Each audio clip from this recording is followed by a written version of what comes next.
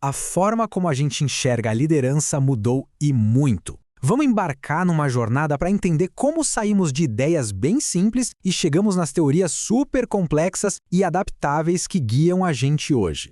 Mas antes de mergulhar de cabeça, vale a pena a gente se perguntar: o que, no fundo, define um líder? O que separa essa figura de um gerente ou de um chefe? Será que é o cargo, a personalidade ou alguma outra coisa? Para a gente ter uma base sólida, é bom lembrar que a liderança é uma peça-chave da administração, sabe? Tá ali lado a lado com o planejamento, organização. É ela que funciona como um motor que faz as pessoas caminharem juntas na direção de um objetivo. No fim das contas, liderança é basicamente sobre influência. É um fenômeno social que precisa de três coisas para acontecer: um líder, um liderado e, claro, um objetivo em comum que conecte todo mundo. E o nosso roteiro hoje vai ser este aqui. A gente vai rastrear a evolução do pensamento sobre liderança, desde os primeiros conceitos até as ideias mais inspiradoras que temos hoje em dia. Certo, vamos começar pelo começo, né? Entender a diferença gritante que existe entre a autoridade, que vem com um cargo, e a influência que uma pessoa conquista de verdade. E essa imagem aqui, nossa, ela mostra isso perfeitamente. A liderança formal, que vem do crachá, do título, gera obediência. Já a liderança informal, que nasce da pessoa, do jeito dela, essa inspira confiança e gera respeito. É outra história.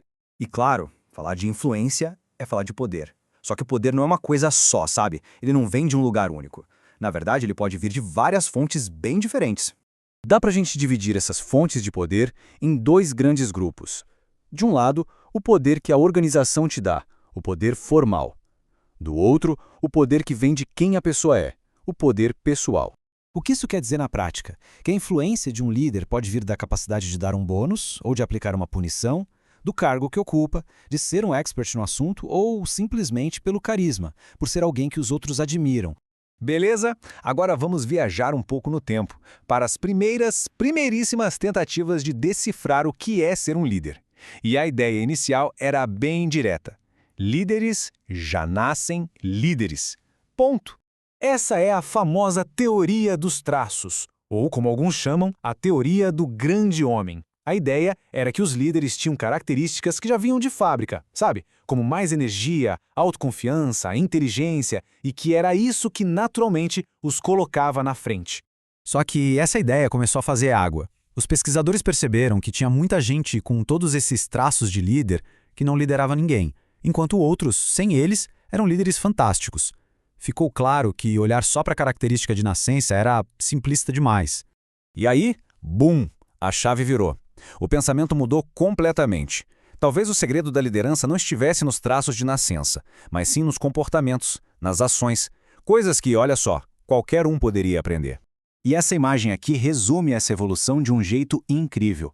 A gente saiu da pergunta o que o líder é, passou para o que o líder faz e, como a gente vai ver daqui a pouco, chegou em como o líder atua em cada situação. E os primeiros estudos sobre comportamento já trouxeram três estilos bem clássicos: o autocrático, que é aquele centralizador que decide tudo; o democrático, que envolve a equipe nas decisões; e o liberal, ou o famoso laissez-faire, aquele que dá total liberdade e autonomia para o time. Agora, olha que legal essa ferramenta, a grade gerencial. Ela coloca a liderança em dois eixos. Um mede a preocupação com as tarefas, com a produção, o outro a preocupação com as pessoas. E com isso, ela mapeia vários estilos, desde aquele gestor mais largado, o 1-1, até o líder de equipes ideal, o 9-9, que consegue o equilíbrio perfeito entre os dois. Parecia que a gente tinha chegado na resposta, né? Mas não. Até as teorias de comportamento tinham um problema. Elas ainda partiam do princípio de que existia um estilo certo. E a próxima grande sacada foi perceber que não existe. O melhor estilo de liderança depende. E, gente, isso foi uma verdadeira revolução.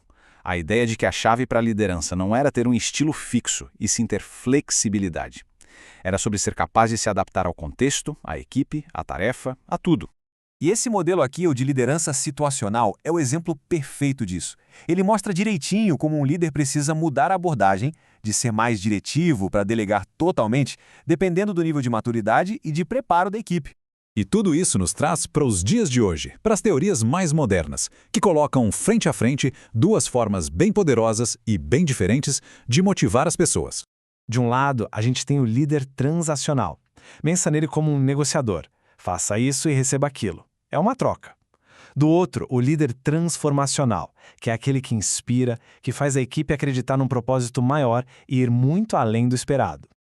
Então olha só que jornada, hein? A gente saiu lá da ideia de que líder já nasce pronto, passou pelos comportamentos, entendeu que tudo depende da situação e chegamos nesses líderes modernos que inspiram e se adaptam o tempo todo.